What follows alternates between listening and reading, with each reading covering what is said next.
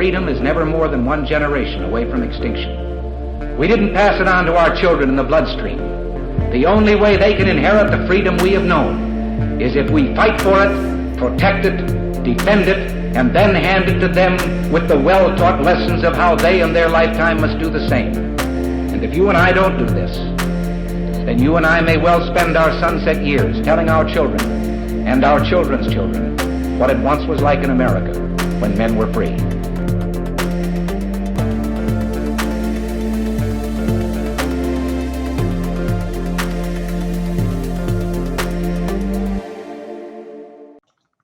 Hey everybody, welcome to episode number 309 of Gun Freedom Radio, where we engage, we educate, and we inform. We are brought to you by AZ Firearms Auctions. Now that's a new one. We have not said that before, and we recently announced some very big news that our retail shop of, 18 or so years, Dan? Yep. We are transitioning out of retail and focusing all of our efforts on our auction business, our sister company, Pot of Gold Auctions. And so we're rebranding as AZ Firearms Auctions, your nationwide hometown gun auction. So be sure to check that out. I am one of your hosts, Cheryl Todd. And I'm the other guy, Dan Todd. Our theme today is Standing Up. Our guest today is Julie Wentz. Julie is the co-founder of Arizona Stands Up, which is a nonprofit organization consisting of patriots and leaders standing against the current unlawful government's imposed state of emergency executive orders, closure of businesses and mask mandates due to COVID-19 restrictions. People have the personal right to decide their health care directive and how to manage their own lives and livelihood. Go figure. And the government overreach has gone too far, and Julie and members of Arizona Stands Up believe that it will take legal action to stop the state and local government leaders from infringing further. Oh, this is amazing, Julie. Thank you so much for joining us today. Thank you for having me. So, even as we sit here in the studio, we are meeting today on Monday, May 17th. There are still very many places where individual businesses are doing masking mandates. For the most part, I think maybe the government has taken its sticky fingers off of that particular part of our life. But I don't think that negates the need for these kinds of conversations, because after the year we've been through, what we've allowed to happen as citizens, if we've allowed it once, we have just opened the door to total mayhem, I think. You tell us what your thoughts are. I agree. What I can is I can share a little bit about how we started, or I can tell you kind of where you're at. Where would you like me to start? Let's start at the start. Where did this whole idea come from?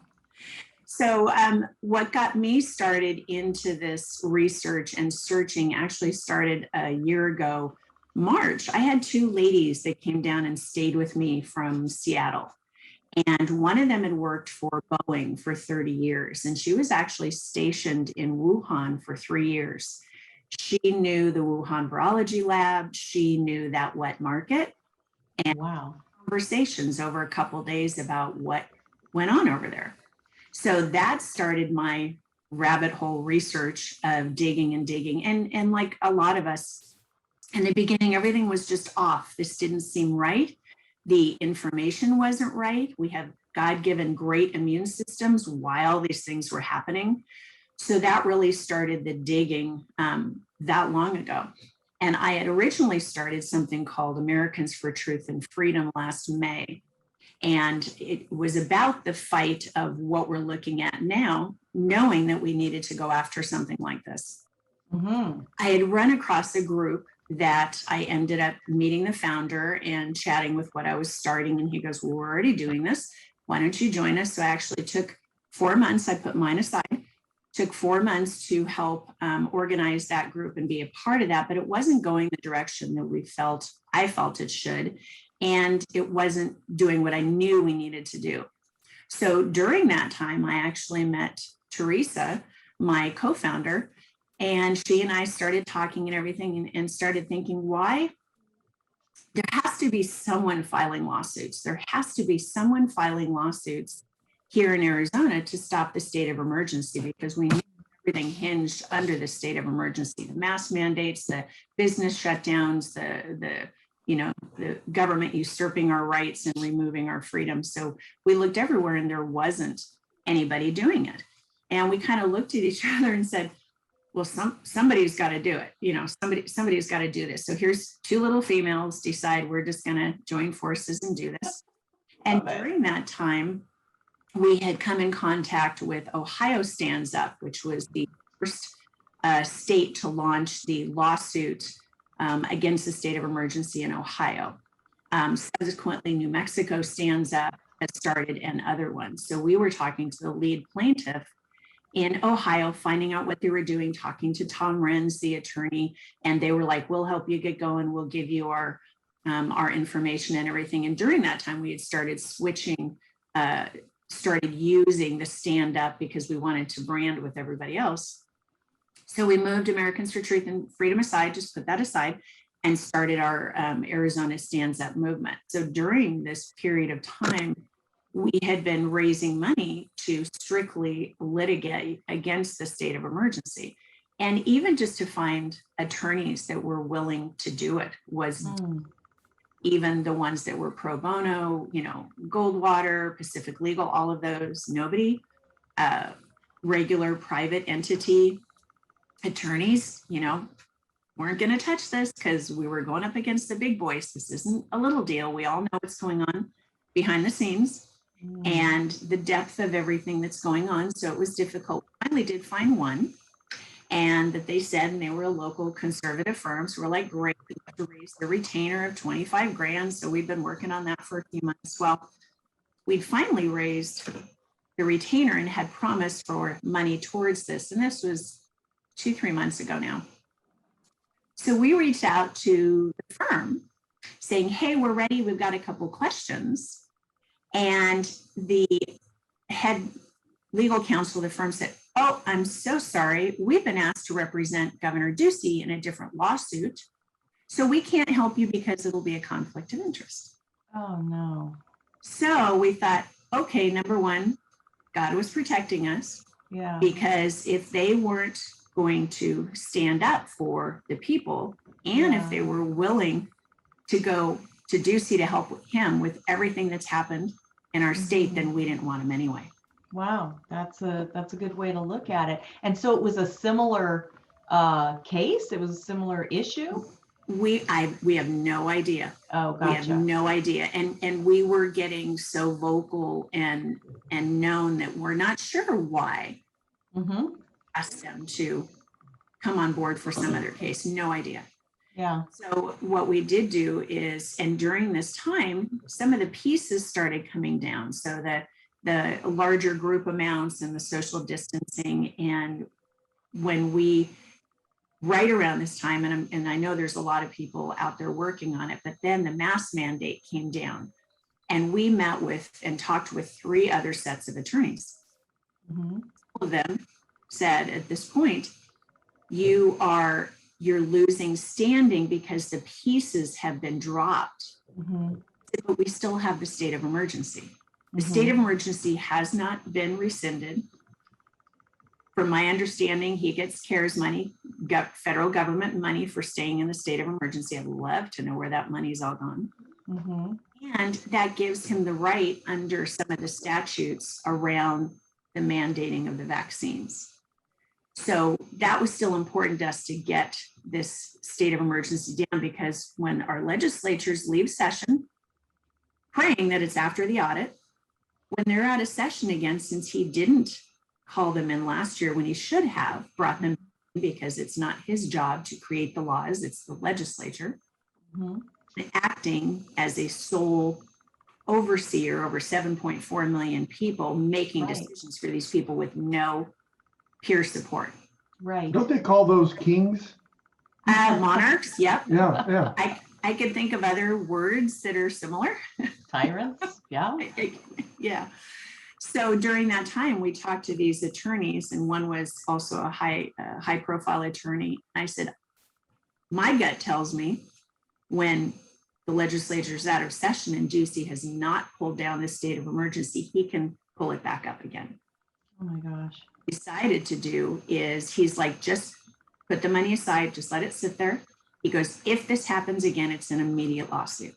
So we're like, okay, we're going to sit there and we're going to do this. So that has brought us to the last couple months where we've created more initiatives that we're going to be launching, watching to see what happens, but there's other actions that we can take. Absolutely. So can you retain this attorney so this one doesn't get hopped off to the side? I don't think he's going to get popped because of the individuals he's represented before, and also the individuals and groups that he's representing now. Okay, so you're not going to tell me because we don't want the other side to know. So don't. But I'm sorry, Dan, you were going to say I'm something. just saying, I'm surprised that they wouldn't want to go on through with this, because even though he's lessened the power, taken away all these mandates, what's to keep him from doing it again? And by suing him now could prevent that from happening in the future. They're going to do it again. They tasted control. They're going to go after more things down the road. I honestly think, because when we look at the system at this point, we've all been asleep, enjoying our little lives. None of us expected to get involved. I remember it was really funny. There was I was listening to K-Love last year. It was probably June or July. And the person, the host that was on there saying, what did you say during this pandemic that you never thought you'd say before? And she was joking, going, well, I changed out of my morning pajamas into my afternoon pajamas. And I had to sit there and think and go, I never thought I would say I was going to be a freedom fighter. That would have entered my mind, thoughts, anything. So, hey, we are in this because we've been asleep. We let the control happen, and now we have to fight. So I think with a lot of, we know the government, we know our judges, we know the system is corrupt. And I think it's way bigger and deeper than we think. And I think that's why this has been difficult. And now I think it really does come down to we, the people, taking it back and doing something about it, because they are not fighting for us. They're not standing up for us. And it just keeps showing us the depth just keeps getting deeper. Well, and it really is a two-way street, for lack of a better way to say it. Not only have people, our elected officials at every level, I mean, we're talking school boards, we're talking mayors, we're talking governors, we're talking state legislatures, we're talking federal legislatures, we're talking the presidency, like the whole thing. Not only have they completely overstepped their boundaries, but the only way they could do that is, as you were alluding to, because we, the citizens, let it happen. Right. And, we cannot doze off again, which I know is exactly what you're saying, and why I'm so happy that your group let me say it the right way, Stand Up AZ. Arizona Stands Up, right? Arizona Stands Up is out there. You'll be as a watchdog group, and I don't think your work is ever going to run out, honestly. No, and that was something Teresa and I talked about, because she's, fighting for her daughter's future freedom. I'm fighting for my future grandkids' freedom. And we realized when we stepped into this, we're like, we think we're going to be at this all the way. We don't think this is going to end. And there's lots of things that we can do as Arizonans and Americans to fight this. And now we're at that point, because we are on that precipice of losing it. And we can't lose it here, because if we go down, the whole world goes down. Boy, that's so true. We have to fight here at our level, wherever that is. Because, people have said, why don't you go work on this direction and work on this? It's like, no. Arizona's home right now. This is our backyard. We have to fight right here to take back right here as opposed to anywhere else right now. And it'll just filter out across. Like we have a whole bunch of states that are part of the Stands Up movement. Mhm.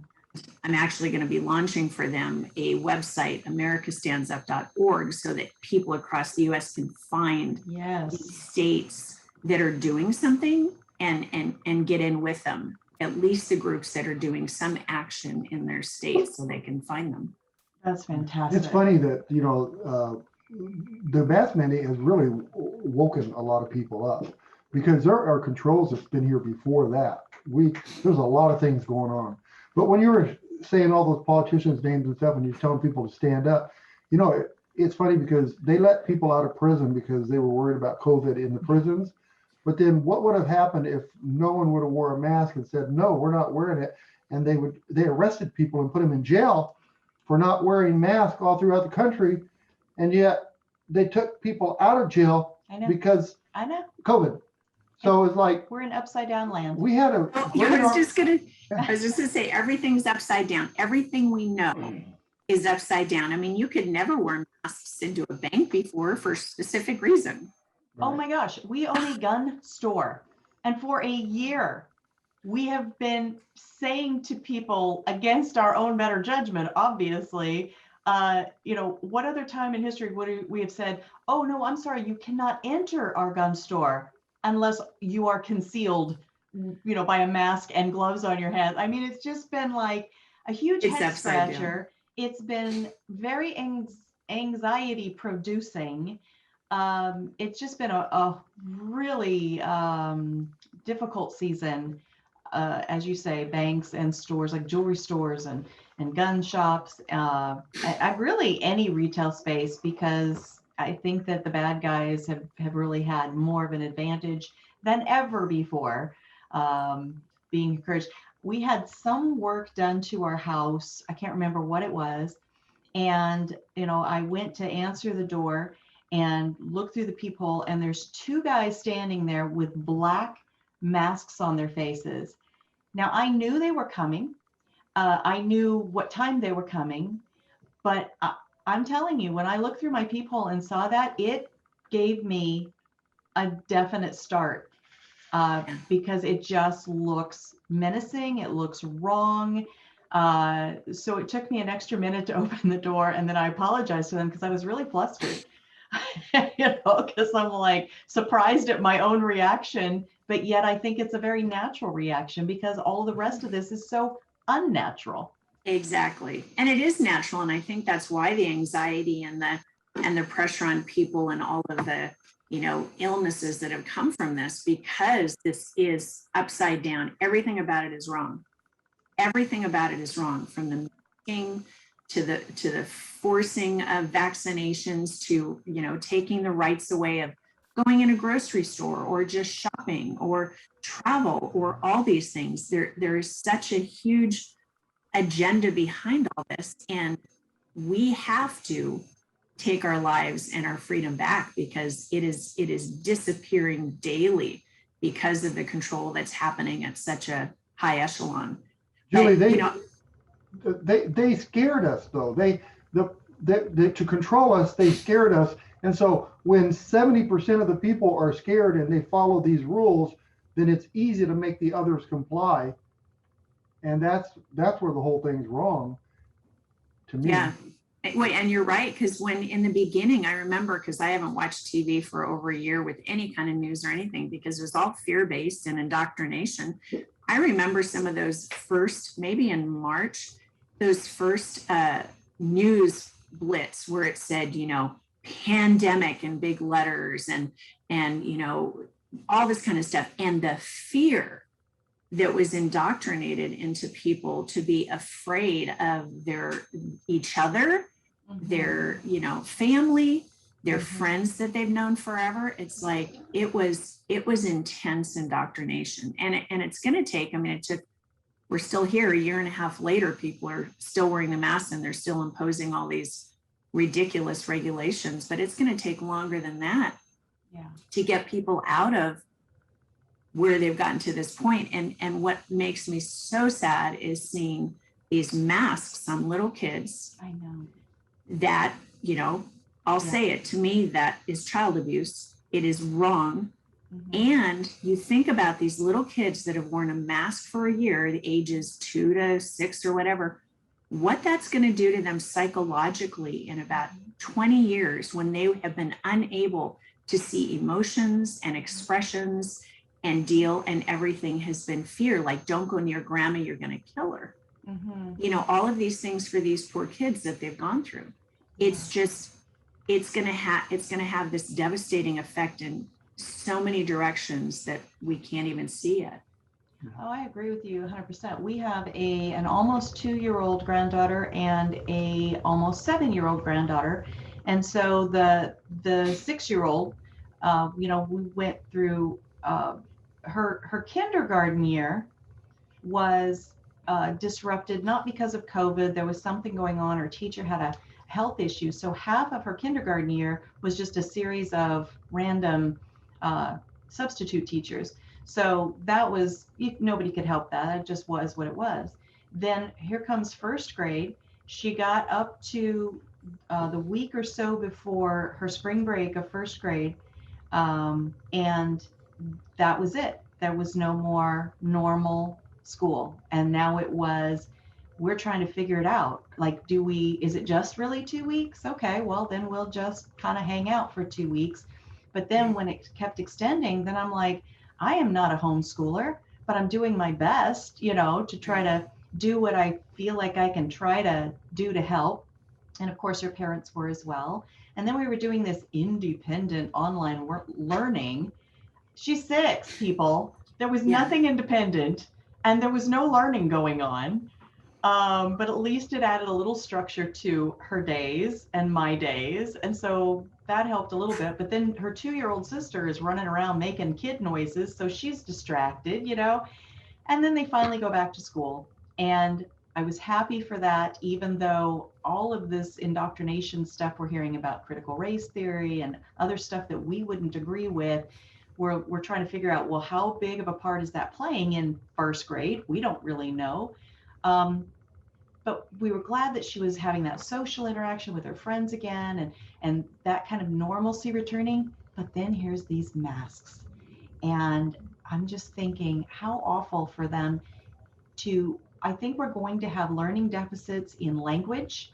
I think kids need to be able to, and I'm not alone in this, if you ask speech teachers, children need to be able to see how people use their whole faces and their mouths. I do agree with you. I think there's going to be some reverberating effects. And I think one of the worst reverberating effects is that the entire world was traumatized at the exact same moment. And how is that going to play out as far as how resilient are we to be able to go, oh, that thing that happened, never again? Where I think way too many people are going to be, oh, that thing that happened, and they'll kind of revert back to that childlike posture, looking to Big Daddy government to tell them, okay, now what do I do? What do you think? Yeah, I think so. I think it's going to be really hard to pull out a lot of people that have been sitting in this fear and the indoctrination to get them back to a place of, normalcy. I tell people, I'm like, use your common sense. You were fine before this happened. Yes. We've gone through other viruses. Yes. This is a flu virus we have every year. We haven't had any more people die than any other year. This is the same thing that happens in our, with our elderly every year that have 2 to 4 comorbidities. They get the flu, it exacerbates their comorbidities, and they pass. Everyone has a day that they die. Nobody gets out of here alive. So whatever that looks like, everyone has the right to decide, what they do with their health and their lives. It's not the government's job to control our health. It's our job to control our health. Whether we eat healthy, whether we exercise, whether we choose not to do that, those choices dictate what our lives look like and when we die. Yeah. It's not the government's job to do that. And when we had, the same amount of our seniors roughly die last year as they do every year before, That's nothing new. That's nothing new. That's just how life goes. So it's Go not ahead. our government's job. I apologize for interrupting. It's not our government's job, but it's also not our neighbor's job. And there's been such an encouragement over this past year for neighbors to police each other, to tell on each other through hotlines. I mean, there's not enough lawyers in the world to bring lawsuits against that sort of thing. How do we address that? You know what? I think it's time. When I started this, I lost family and friends over this because of my stance, because of shouting from the rooftops last year, talking about what's been happening, family and friends thinking I'm crazy. You're a conspiracy theorist. I didn't even know what that word was before last year. I'm like, no, I understand truth and facts. And I understand I have an immune system, and I understand that our rights are getting stomped on, basic things. And it comes down to common sense. So until, you can only educate and share information with people. And if they don't want to see it, you've done your best and you move on. And then you talk to somebody else and you see if they can do it, and then you move on. You can't help the people that don't want to be helped or aren't willing to take responsibility for their lives. They're willing to have somebody else take over. That's why, socialism could be so easy, because people think the government's supposed to take care of them when they're not. They are servants to us. They were put in that position. They are servants to us. We make the decisions. We, the people, have the freedom and the rights and our God-given natural rights. They serve us, and they've forgotten that. Yes, and we have as well. Comes into putting them on notice that we have our constitutional rights, not only here in Arizona, but also unilaterally across America. Those are, our founding fathers knew exactly what they were doing, because they showed us what could happen again. 250 years ago, we're looking at again where the government is taking over when they don't have the right. And it's our job to put them on notice that they cannot do that. And that's where our shift at this moment of dealing with this lawsuit, because even when so this was interesting. I found this out about a week and a half ago. I check in with the other stand-up movement states to see what's happening. I found out from Ohio, because they had filed last June or July, somewhere between October and December, the judge on the case got together with the state's defense attorney and spoke in private without the Ohio Stands Up attorney present. And they decided that the case was too difficult and they threw it out. Oh, wow. Now, also at the same time, when New Mexico filed their lawsuit with Ohio, they filed against the CDC together in a joint lawsuit for fraud, because we know what's going on with the CDC and all the fraud and the laws that they broke to change the death certificate numbers and the way that death certificates were done. Same thing. Judge says this lawsuit is too difficult. They threw it out. So New Mexico has refiled against the CDC, but in the corruption of what's going on, judges aren't looking at the lawsuits. We've seen issues with our Supreme Court.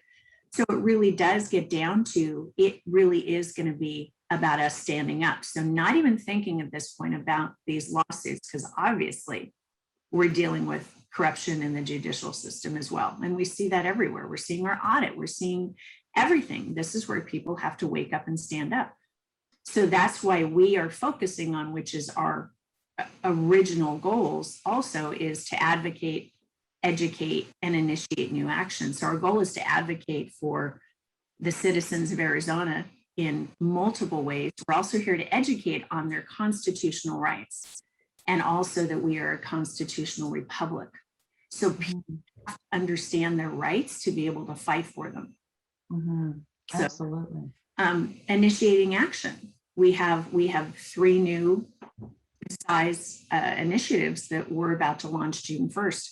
So it's going to take whatever it takes to teach people that they have rights, they have freedoms that are theirs, that the government cannot usurp those rights.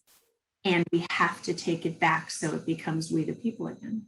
Wow, if I'm an attorney and you tell me the case is too difficult, I'm going to go watch this. You know, I don't understand that.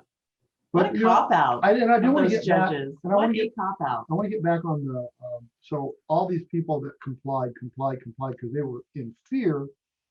Then they wake up and go, all this was for nothing. It really didn't mean anything. Are they going to be easily tricked the next time around?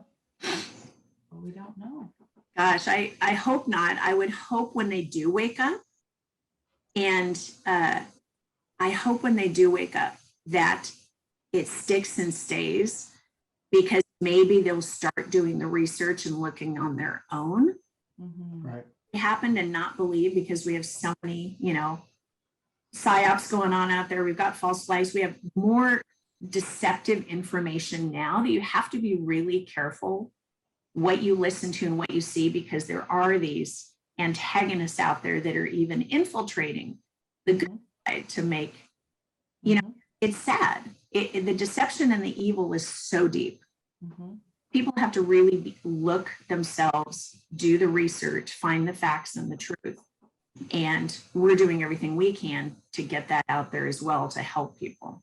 Right. And the CDC, I mean, they made mistakes, and then they used the media to help cover them up for their mistakes, and just covering up. So, if you're told something through all the media, you're going to believe it if you're not careful and you don't research it. Yeah. And people were told to stay home all that time, and all they had interaction with was the TV. Mm-hmm. The media is pure left, evil, indoctrinating, and it's owned by the people that are behind the scenes. So all the information has been out. Stay home. Right. Yeah. Gonna hurt somebody. This is a killer virus. The fear was placed. Well, and here's the thing that, we've experienced this in the firearms industry, and, the 2A advocacy work that we do is, one side is just saying freedom, right? Just freedom to choose for myself, freedom for you, whoever you is, to choose for yourself. And we're seen as crazy people. Then there's this other side that's saying, no, you will do things exactly the way that I say, or you will pay a price. There will be a cost for you. And they're the ones that are somehow seen as fine and normal and virtuous and all that kind of thing. And even with AZ Stands Up, you're fighting for the freedom and individual liberties of even the people who want to steal yours, even for people that are trying to put their own in the shredder. And I do hope that at some point they wake up and realize, oh, thank God somebody out there was thinking differently than I am, because, usually that is even with our Constitution, right? So we had the Federalists, and then we had the hey, there it is, twinning, same Constitution. It's Look, in my purse. I have one too.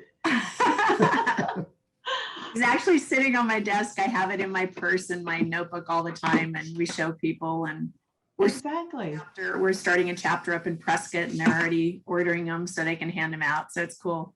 That's fantastic. And, it's cute because you and I have the same one with the same cover on it, but when I say it's the same Constitution, that even has reverberating effects, because, there isn't a conservative Constitution and a liberal Constitution, and, it's all the same. Don't be giving them ideas, Cheryl. It was written for all of us.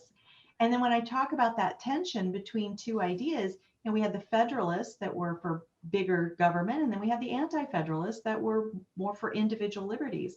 And because of that tension, because of sharing ideas and not squelching each other's ideas, not censoring each other's ideas, we ended up with this amazing inheritance and this wonderful roadmap for how to do a nation, how to run a nation, how to build a nation that is the most unique and has been the strongest and most successful over all these years. And it was not built by people who were cowering on their sofa, watching Netflix, waiting for permission from somebody to leave their house because of germs.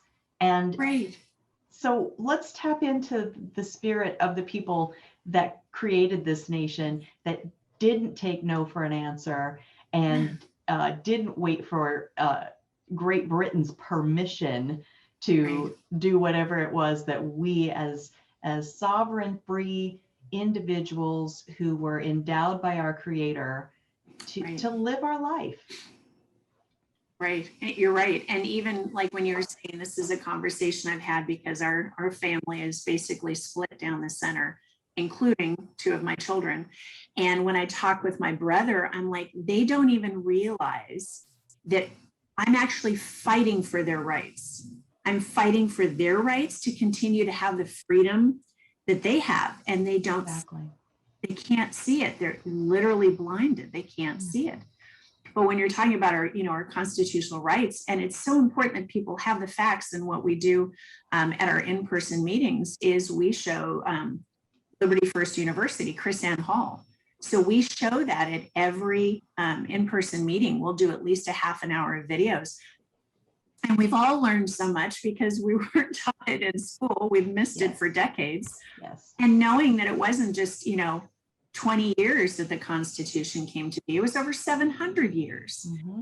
All of the things that happened over time brought us to that point of having that Constitution set in place. And people need to understand the history and their rights to be able to fight for that. But you're right, everything's upside down. It's really just, educating people, helping them initiate action in a peaceful non-compliance way. We don't do things that are aggressive. We have the rights. We can stand on those. And there's a lot more of us than there are of the ones creating this agenda. Right. I believe that. So you mentioned as of June 1st, which is just a week after this show airs, that you've got some new initiatives coming out. Can you share what those are? Yes, it's not really coming out till June 1st. But this will be fun. So we actually have 3 initiatives that we're working on, and we have created 3 new groups within our movement within Arizona Stands Up. So the first one is an events and a community action committee. Part of what that looks like is we're going to be launching a Freedom Town Hall. So we're going to create a town hall for the public to come into to hear just about anything that has to do with our freedom, constitutional rights. So whether it's moderating for people that are coming up. Sorry, my dogs are barking because that's okay. It happens. We're at home too, so it could happen here. The trash man's like right out front, so they're barking. No worries. So whether it's people that are running for a new office, raising up new leadership, we will put them in front of the people so that the people can ask questions and talk to them. Awesome. Another piece of it is we're launching our Arizona Stands Up Medical Freedom Alliance. Going to be bringing together medical freedom advocates from every discipline to also give them that platform to be heard on the facts and the truth that's out there. So from doctors, nurses, naturopaths, chiropractors, researchers, and wellness doctors, anyone in that discipline that is getting the truth out, will also give them the platform of the Freedom Hall at different times. And then the final one is it actually kind of was birthed watching one of Chris Hall's videos, and it really had a bunch of us between the eyes. So we were watching that one where it talked about, I think it's James Otis, but he went into that courtroom all alone when he went in there to confront what was going on. But during that time, Madison and Adams had created, because they couldn't get the information out to the people, to what Great Britain was doing and the tyrannical measures, is they created their committees of correspondence to get those facts and information out. So what we have done is we've created our founders' committees of correspondence, and we're launching what's called the Freedom Papers. So wow. We are creating a grassroots type newspaper, not really a newspaper because we don't want to do a newspaper, but a paper or information about with articles and information and interviews based on the truth and facts, because we know that everyone's been censored. whether it's media, whether it's social media, across the board, magazines. I mean, everything. I quit People magazine a few years back because they just started getting nasty. So what this is a paper that people can read and find the information, and they can decide whether they agree with it or not. Here's some facts, here's articles, here's information, as well as a calendar of events of things that are going on across Arizona so people can get out there. It's going to take bringing everybody together and educating them to make us all be able to stand up together, because we have scattered things out there. We're trying to figure out the best way to get the education out to people and let them know where they can go find ways to get involved, whether it's their LD meetings or if someone's teaching on how to become a precinct committeeman or constitutional training. So it's going to be really fun because it's going to become something on its own. But we're going to actually have a paper that we will take out to freedom loving businesses and leave it for people to pick up. I kind of think of it as, when we were growing up, you go to 7-Eleven and there was those little red racks next to the and it either had the Auto Trader or something in it. Yes. Or that little ad paper. So taking it out to businesses so that the public can pick it up and take one with them and be out there. And since we're a nonprofit, I mean, everything we do, we're all volunteering our own time and everything. So to make this work, we're going to look for businesses that want to sponsor an issue. They can be a business sponsor issue, because that will pay for the printing and the graphic design. So they'll get a little blurb on the back about their business, but that'll help us get it out there to the public. So we're pretty excited. And I think it could identify a business as, we are constitutional minded, we are kind of, create that bond of we are the same. We are you, you are us. And I think that's wonderful because, there's so many businesses out there that have purposely inserted themselves in the political arena to work against our rights in so many ways. Second Amendment issues, all kinds of things. And so there hasn't really been a way for businesses that feel that, we want to be constitutionally based. We do love our rights, for them to have an opportunity to kind of counter that voice. So I think that's a neat idea. But we really need to start wrapping up, and we've got so much more to talk about. We're going to have you back on soon. I know you're going to have my partner on here soon, so yes, she'll be filling in on even more. But I appreciate you letting me be on. Absolutely. Well, Julie, thank you for waking people up. Okay, that's awesome. Thank you. Okay. So just as we're going out, tell folks once again what websites are important, what social media platforms you guys are on, so that they can dive in and help. Yes. We and the biggest help is not only getting involved, but any donations, because anything we do, goes towards what we're working on. So that's huge, being a nonprofit. But our website is www.azstandsup.org. So azstandsup.org. You can find us on Facebook. We have a page and a group, Arizona Stands Up. We're also on Twitter under Americans, the number 4, TAF. So when I first started, it was Americans for Truth and Freedom. So it's Americans, the number 4, the letters TAF, and that's on Twitter. And then on Instagram, we are also Americans for Truth and Freedom, and Arizona Stands Up is like the second half of it, but it's Americans for Truth and Freedom. Fantastic. I absolutely admire what you're doing, and admire you for stepping so far out of your comfort zone. I mean, like you said, it's disrupting your very family. And again, that harkens back to what went on with our founders. You know that they had family members that were like, no, the crown is the way to go, and our founders and the patriots were like, yeah, not quite so much. Yeah. And it's sad, but it's necessary, because if we don't, then they won't have freedom either. Right. Absolutely. And it's for all of our kids, it's for our grandkids, they deserve what we've had. We can't lose that for them. Absolutely. We have to preserve our inheritance so that it can become their inheritance. Yeah. As intact as humanly possible. Julie, thank you again so much. We really appreciate you, and we will be checking back in. Thank you for having me on. I appreciate it. We're all in this together. We're all fighting together. It's a team effort. Amen. All right. Bye-bye now. Bye. Thank you. Bye-bye. Thank you. It looks like to me that we need a couple of Julie Wentz in California. Oh, yes. At least a couple of Julie Wentz's. Well, she mentioned Ohio. She mentioned New Mexico. She mentioned that they're having a national website, americastandsup.org, which will give, if there are people in California, Right. Maybe there already is a California Stands Up. I'm not sure.